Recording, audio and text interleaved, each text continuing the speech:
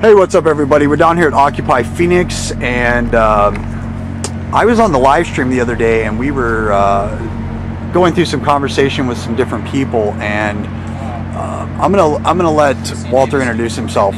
But basically, he was telling everyone that the west side of Phoenix has a concentration camp where they're housing homeless individuals, and I feel that part of the awareness that Occupy Wall Street has brought to the world with this social inequality and injustice, that this is definitely a story that people need to hear. So I'm going to shut up and let you guys hear it firsthand, and we're going to try to get some more video of this and maybe expose this and bring it to light. But what was the story you were telling me here earlier? Let's let the people hear exactly what you have to tell them about how they're treating homeless people here in Phoenix. I'm bringing slide cam in. First of all, I would like to wish everybody a happy Thanksgiving. My name is Walter Nicholson, and I guess you could say I was an inmate at this homeless concentration camp that they call CAS over on the west side of Phoenix. You want to know what it's like? It's like the building used to be a morgue. They have an 18-foot fence around this compound out in the back of the building, which faces a graveyard on two sides. They got people stacked up in there like cattle. In the nighttime is the only time that you can be there. Now, are they bringing people in, or are people voluntarily coming in? Well, some people voluntarily come in because they really don't understand the significance of what they're doing. Some people, they gather them up off the streets. They call them homeless people, and they bring them down there and they drop them off. When they get out of jail or out of prison, they bring them down there and they drop them off. Sometimes with no shoes, usually with some type of paper jumpsuit on. Now, you're saying they, are you talking about the city or the police department? The police department. They bring them down there. I don't know who tells them to bring them down there, but I'm quite sure that the city managers and things here are aware of what's taking place over there. You know what I mean? One of the causes for all of these people being on the streets and being homeless, besides the financial situation in America, is the fact that what they did is they emptied out all the nut houses, all these so-called nut houses, all these so-called psychological institutions where they've been experimenting on people for years. And what they did is they snatched these people up because they couldn't understand their reality.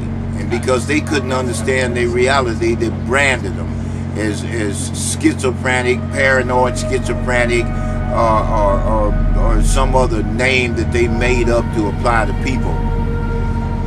And what they did is they took and they made a deal with all these pharmaceutical companies. So they take all these drugs and they experiment on human beings with them. That's the only thing that I could call it. You know what I mean? Because so now, are they actively handing out pharmaceutical drugs at these concentration camps, or are they people coming in already prescribed these? No, what they do is they don't hand them out at this concentration camp down here. What they do is the government gives these people all these drugs. They call themselves controlling their behavior. You know what I mean? They say that they helping people. But the truth of the matter is, if you know anything about biology or chemistry, you know that all barbiturates have side effects. Some of those side effects are horrendous. Anytime that you alter the chemical makeup of the human body, that's one thing. It's positive effects it could be with some of this so-called medication, and there's negative effects. You know what I mean? you get you a PDR, that's called a doctor's desk reference, and you look up these drugs and you can see that some of the side effects are horrendous. And what happens is it deteriorates the human body from the inside out, gets in the bloodstream and affects the mind. In the long run and in the short run with some people, what you do is you end up having people that have all kinds of psychological problems and all kinds of physical problems. These side effects from these drugs is, I believe, is directly responsible for a lot of the so-called illnesses that people come down with. You know, now because the government is willing to prescribe these medications, or what they call them, for these people, and then they take them and they kick them out in the streets and they give them a bunch of bottles of pills, they end up exchanging these pills with each other. I'll give you a blue one if you give me a red one, so to speak. The end result is what you have is poly-drug use. In other words, you got people using more than one type of drug, which in most cases are not to be mixed, which causes a negative reaction in the chemical makeup of these human beings. So what you end up with people walking around look like they just crawled out of a ditch, haven't had a bath in 6 months, talking to trees, talking to imaginary dogs, talking to themselves. You know what I mean? They've been destroyed from the inside out. Some of them irreparable, never to be fixed again. While I was down there in this concentration camp, 3 people died. I was right in there with them. I don't know their names, I don't know where they came from, and I certainly don't know where they took them. But what they did is they snuck in there in the middle of the night, bagged these people up in body bags, and carted them away. You never hear about that on the news. They're not going to show it on the news because the bottom line of the American people and homeless people are meaningless to them. Throwaway people. You know what I mean? Have no significance in society other than the fact that they want to get rid of them, so they're killing off the American people. See, what they do is some of them they take there, but what they do is they make it attractive to people that's starving. You know what I mean? If you don't have nothing to eat, you're going to go where you can get something to eat. What they're doing is they're enacting Pavlov's theories about conditioned response. You know, they create all these, they get these donations from these businesses and stuff. They feed the people until they damn near bust. They running from point to point because they full of these pills and don't know what's happening to them, trying to get something to eat. Okay, most of the time all they do is just hang out in this big area down here on the west side, selling drugs, using drugs, abusing drugs. You know what I mean? Abusing each other. You know, there's fights, people carrying weapons, all kinds of stuff. Sleeping on the sidewalks.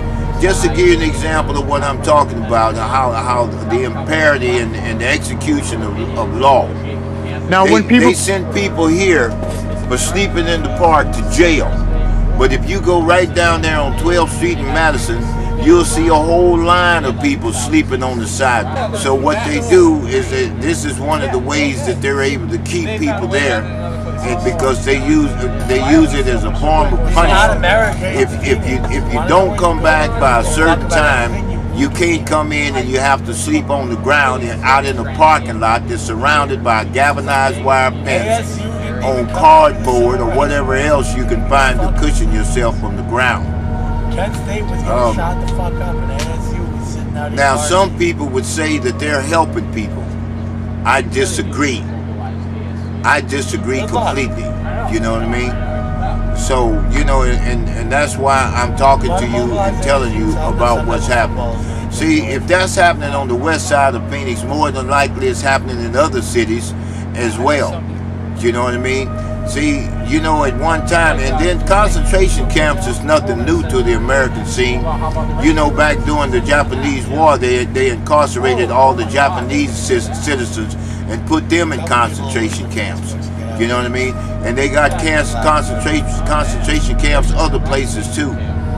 See, yeah, they've actually opened up a lot of the old World War II concentration camps. They've actually started they're renovating them and getting them prepared for something. We don't know, but it's real interesting that you brought this story to our attention, because a lot of us on the internet have been following these stories of these camps, and until I heard your story, I didn't realize the way that they were being used. And it's pretty disconcerting to know that we have a system that is housing people. And now I've seen areas in the city where they actually lock people in and they're not allowing them to leave until the sun comes up, or at least they have them in when it gets dark, and then they're letting them go when the light's up. You know anything about that?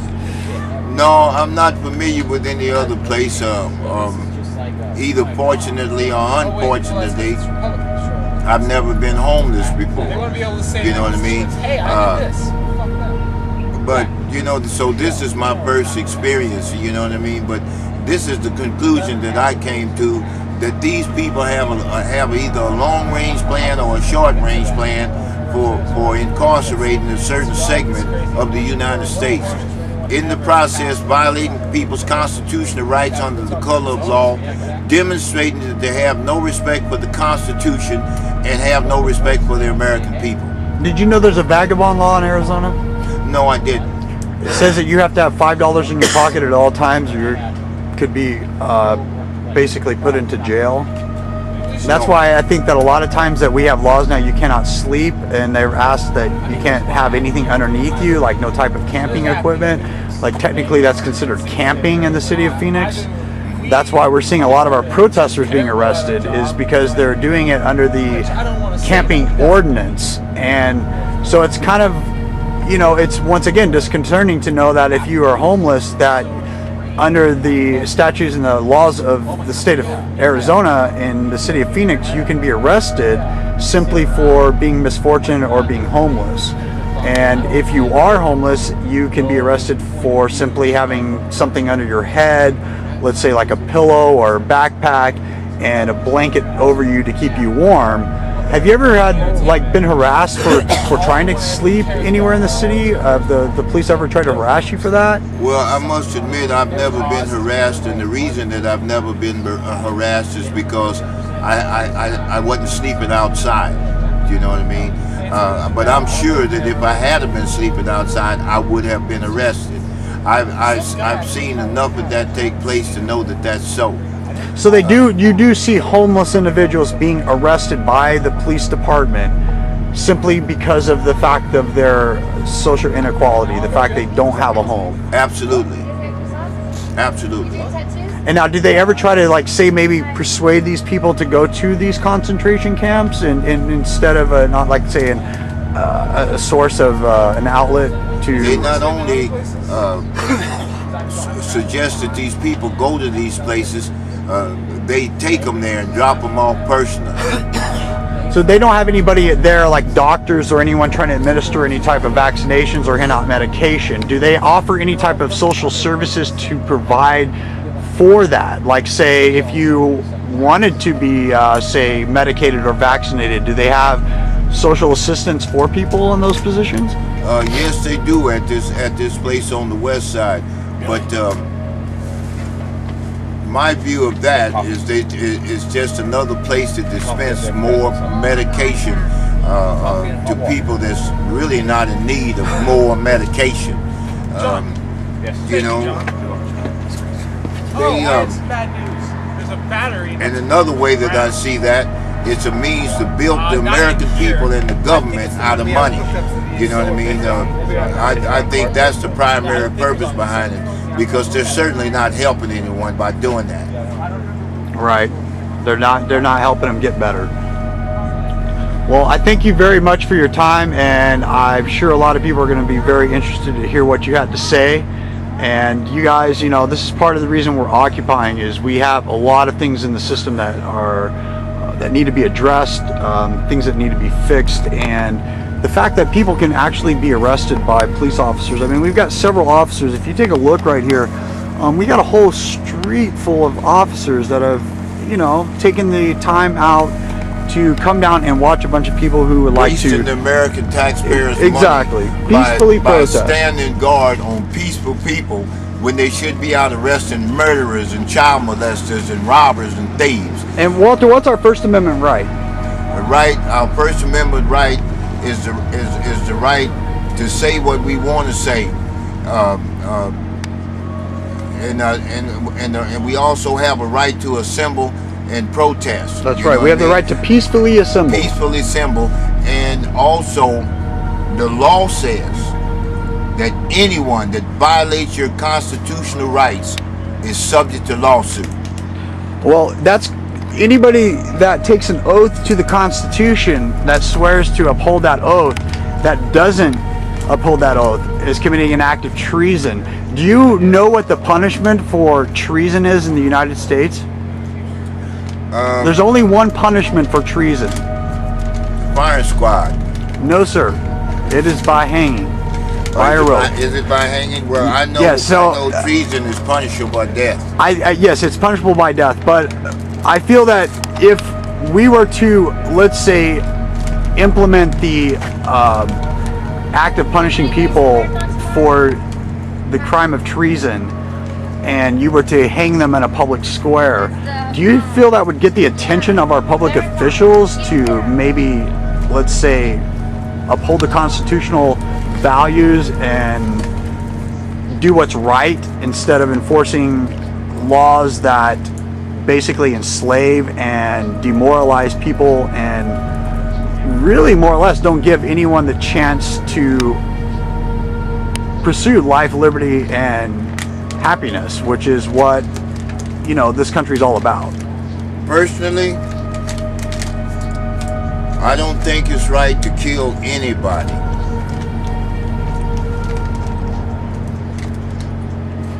And I'm sure that if someone was to do something like that, it would get people's attention.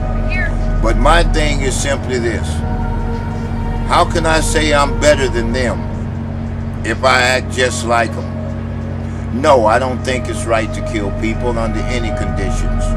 And in fact, I am better than them. We are better than them. The American people are better than that. I agree. Well, thank you for talking with us, Walter. Appreciate it. You're welcome. It's my pleasure. And the world's ready to hear your message.